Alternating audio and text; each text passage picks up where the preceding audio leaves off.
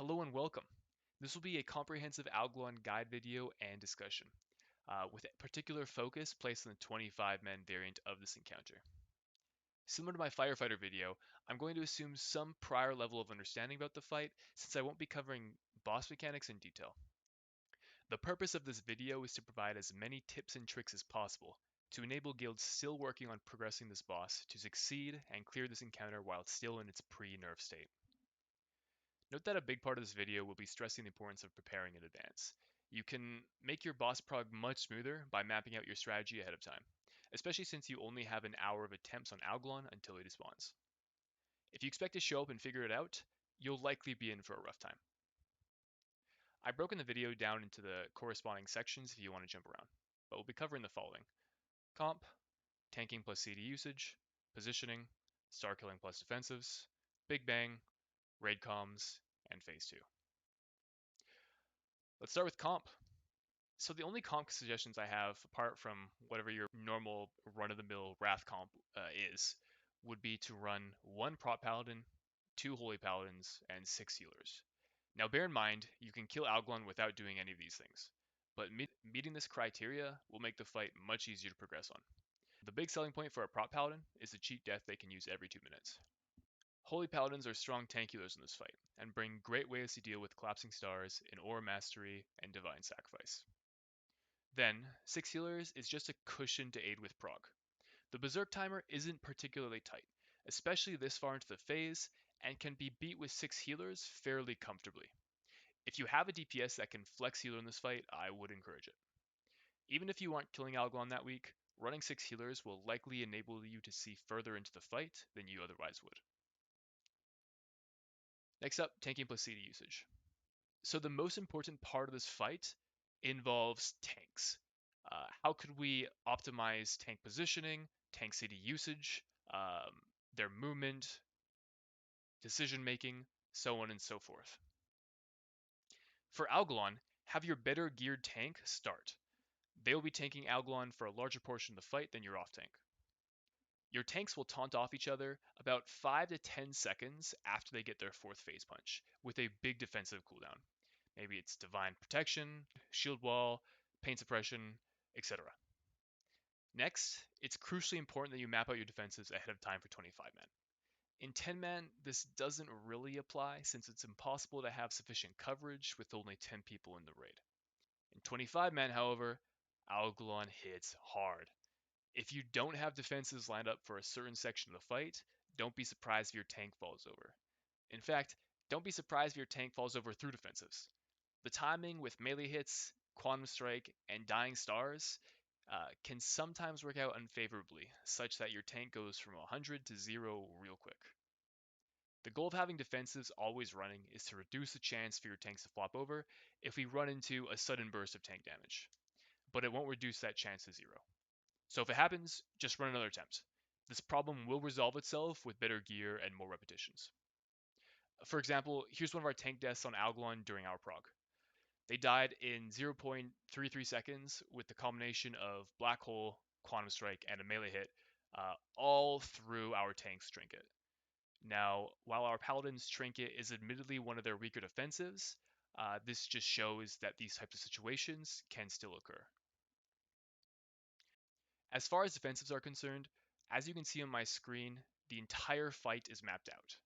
Many defensives have 2 to 3 minute cooldowns that can and should be used multiple times throughout the fight, so try to plan around getting as much use out of these abilities as possible. What tank comp your raid is running will influence what CDs you can use, but for reference, we run a Prot Paladin and a Blood Decay, and you can see our CD usage on the right side of my screen. Note that there are a couple sections we don't have defensive coverage. In this particular example, right before the second Big Bang, there's about 4 seconds after our tank's salve expires where they have no defenses running. In total, it amounts to roughly 10 seconds throughout the entire fight, and this is unavoidable. The important thing with these windows where you don't have defensives lined up is you want to try and have them land on tank windows where your more geared tank is holding the boss. So in this case, it's our Prot Paladin. Also note that Lay on Hands has a 10-minute cooldown and doesn't reset in between pulls. So if you choose to assign it towards the end of the fight. This way, when you have an assigned use, you're close to the kill. It's also important to have big cooldowns lined up for taunt swaps, and when coming out of a big bang. These are points where your tank is most vulnerable and could benefit the most from this coverage. If you're curious about how to set this up for yourself, you can use the notes function of the method raid tools Algalon MRT to set up these timers. I show an example here.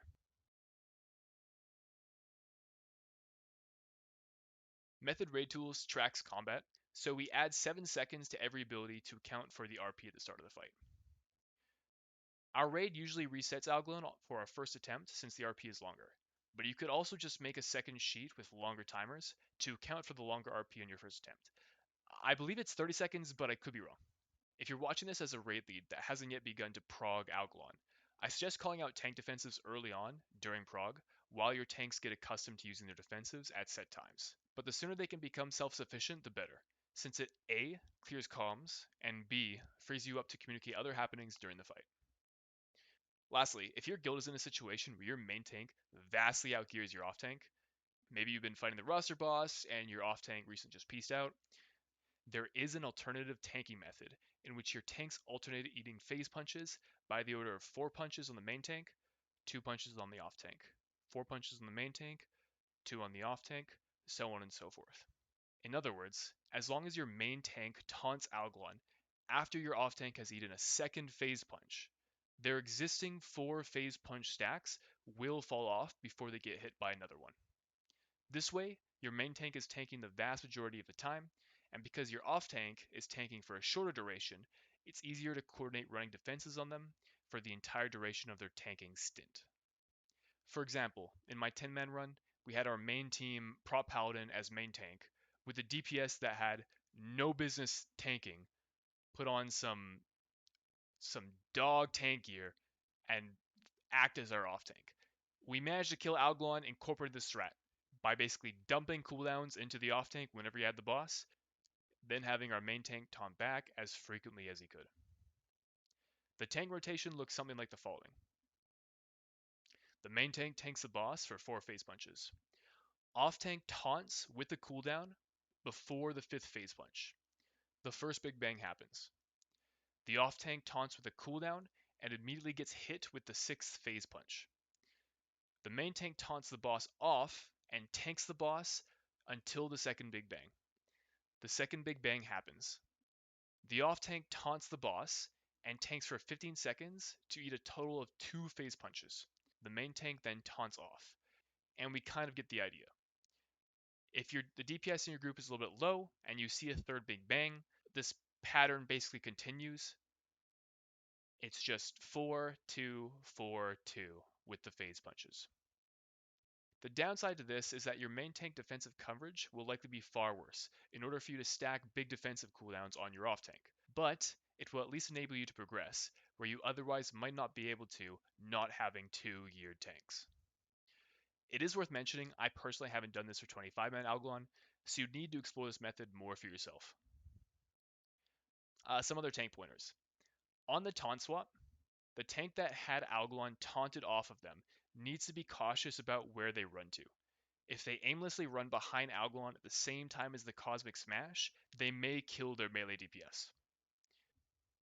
Lastly, your tank should try to close black holes around the room with constellations in their downtime. Now, bear in mind, this is a very low priority. The constellations aren't a big threat during this fight, and your tanks should never be doing this at the expense of missing a taunt timer. They should also never close more than 2 black holes so the raid has time and options to run in a black hole when the big bang is being cast. There are some exceptions to this. If you know for a fact that a star is going to be dying before the next big bang, you can close an extra black hole, but ultimately that discretion falls on you. It's a general rule of thumb, don't close more than 2. For positioning, I recommend tanking Algalon at the edge of the room.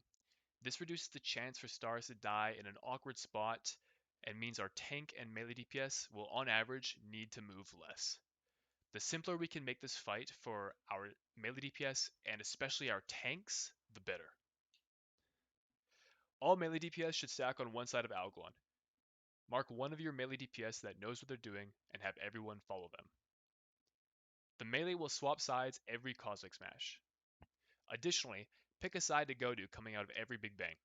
You'll usually get a Cosmic Smash pretty early, so if melee are split and both sides are targeted, you're in for a bad time. Our group would always run to the left leg coming out of a Big Bang. All ranged DPS and healers should be loosely spread in a cone roughly 15 to 30 yards from the boss. If you stand too close to the melee, you risk sending them to their graves on a Cosmic Smash. Healers may want to auto-attack the boss for mana, which is fine. If you do this, however, make sure you stand with the melee stack or on the tank. Next up, collapsing stars. Having good star deaths is probably the second most important part of this encounter outside of tank CDs. If a star dies at a bad time, or without some raid-wide defensive going out, people will die. There are several ways you can go about killing stars. I'm going to talk about two methods that worked for us. So method one is have many paladins. In our first Algalon 25-man kill, we ran 6 healers with 3 holy paladins.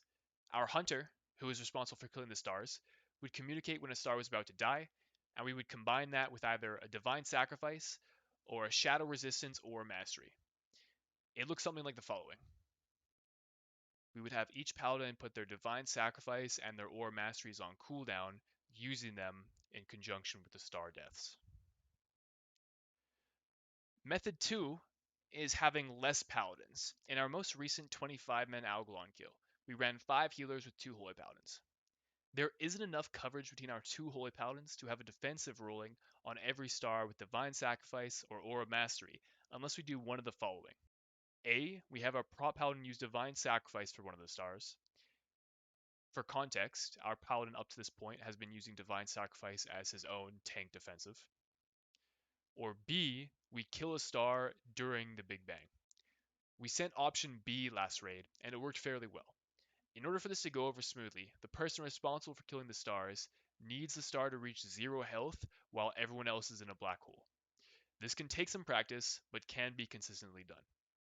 In our 25-man, we had our hunters assigned to the stars. Here's a clip of me doing this in our 10-man. For method 2, option B to be successful, you only need to kill a star during the first Big Bang. You can optionally kill stars during future Big Bangs, but it's not necessary since there will be sufficient coverage between your 2 Holy Paladins for the remainder of the fight. Note that if you want to proceed with method 2, option B, there are other ways of having the star reach 0 health during a Big Bang. A well-timed Curse of Doom from 1 to 2 Warlocks can ensure a star dies at a specific time. There are also different ways to play around with the timer, since we know stars lose 1% health per second and spawn every minute, 20 seconds after the fight has begun. Note that for both of these methods, especially for method 2, it's imperative that we only spawn 2 new stars every minute. There can never be more than 4 stars active at once, so we need 2 stars to remain alive until 2 more spawn. If we accidentally cleave a star and kill 3 stars before the next spawn, such that 3 new stars spawn, we won't have enough divine sacrifices or aura masteries to cover the raid damage of these stars going down. You can get away with this using method 1 since you'll have divine sacrifices and aura masteries to spare, but even so, try to work towards keeping 2 stars up for every spawn to minimize the raid damage going out. Big Bang. Living the Big Bang is fairly simple, so I only have 2 talking points here. Firstly, avoid closing black holes near Algalon. If you're a tank that's not tanking the boss and is assigned to clearing constellations in the room, try to close portals further away from Algalon. The shorter the distance your raid needs to run, the more likely they'll survive. Healers, if you have constellations following you, make sure you're the last ones to run in the black hole so you don't close it before your DPS have a chance to run in. The constellations don't auto-attack, but they do have a threat table. So if a constellation is following you, it's because you have the highest current threat on that constellation. Don't freak out. It should change nothing about what your role is during the fight, apart from being one of the last people to run in a black hole during Big Bang. Secondly, Shadow Priests are probably the safest bet to soak Big Bang using Glyph of Dispersion. However, if you don't have a Shadow Priest, my next suggestion would be using Shaman Elementals to soak it. Since both Fire and Earth Elementals last 2 minutes, one Shaman can soak all 3 Big Bangs during the encounter, if they time their elemental spawns well. I regularly do this in my 10-man runs. This strat isn't foolproof, however. There are 2 notable issues. First one being that if an elemental runs through a black hole, it will phase and can no longer soak. Secondly, it doesn't reliably live the entire 2 minutes. To combat the first issue, try to avoid killing stars near the melee. If a star does go down near the boss, the tank just needs to move away from the black hole. The second issue can be remedied by having 2 or more shamans in your raid, or having enough DPS to only get 2 big bangs. This way, instead of rolling the dice on having 1 elemental soak 2 big bangs, it boils down to having 1 elemental per big bang, which is much more reliable. Raid comms. Raid comms are an interesting talking point during this fight. I personally think it's better having different people assigned to different responsibilities throughout the fight, such that one person isn't overburdened. Uh, Missing a raid callout on this encounter can very easily result in a wipe. So it's important that the roles you're assigning are simple, easy to execute, and can consistently be done. As such, the way our raid has done it, and the way I would recommend, is by distributing raid callouts in the following manner. Firstly, your tanks must communicate when a taunt swap happens, and preferably they're counting down from 3 or something. This gives your healers much needed time to prepare for that swap. Secondly, you need someone to communicate when Comic Smash happens. I call this person the Comic Smash mover. In our raid, we have one person that literally only says move every time a Comic Smash happens. And it's great. That's all you need. It doesn't need to be anything fancy. Short and simple, move. Thirdly, person in charge of killing these stars to communicate when their deaths are happening. It's imperative because we need to line up our divine sacrifices and our aura masteries with the star deaths. So make sure we're communicating when these happen so our paladins can hit their abilities at the right times. Lastly, we need somebody communicating external cooldowns. This should either be the tank or the raid lead. These are specifically cooldowns that are thrown on the tanks that aren't thrown by the tanks themselves. So your pain suppressions, your guardian spirits, your hand of sacks, your lay on hands, etc. Really, whoever feels more comfortable with this should do it. The tank or the raid lead are good options. And these are really the only things that need to be communicated throughout the fight. So this means you have roughly 4 different people that have very specific roles and will communicate them at the necessary time. It can mean that people will occasionally speak over each other, but it's not enough to the point where it's complete chaos in comms, but it's not too little to the point where one person isn't overburdened or you're missing important information. Lastly, we have phase 2. Everything that's been mentioned up to this point has been with respect to phase 1 of the encounter. Once you hit phase 2 at 20%, there's one really simple solution to killing the boss. All the DKs in your raid, press army, and everyone just nukes the boss. Ignore ads, they're not worth your time, just kill the boss. The only potential issues you could run into here are, firstly, if you don't have enough DKs, maybe you only have like 1 DK in your raid. If you have 1 or less DKs in your raid, 1 army probably won't be enough to keep the ads away from healers for the rest of the fight. Your off tank will eventually need to start picking up the ads. Secondly, you might need to do 1 more taunt swap before the fight ends. If your current tank is high on phase punches going into phase 2, a taunt swap may need to happen. If it does need to happen, tanks just communicate it, use any cooldowns they have left at that point to live, and the boss should go down. If you're in a situation that doesn't have a lot of Death Knights and the army strat isn't going to cut it, such that your off tank has to be the one responsible for picking up the ads, as a healer, make sure you're not standing off in Narnia. Otherwise, there's no way the tank's going to be able to pick the ads off you. Try to stand near Algalon without being too close to the melee, such that Comic Smash isn't smacking them in the face. And that's everything I wanted to cover. If you stuck with the video for this long, or you've jumped around a little bit, appreciate you watching. I hope you're able to down this boss sooner rather than later. If you have any questions, feel free to comment down below. I'll keep an eye out and see if I can answer things as best as I can. And lastly, if you find this content helpful, I would appreciate it if you could subscribe. I am interested in doing more things like this in the future. It would be awesome if I could have the support to be able to do it. So thanks for watching. Catch you guys later.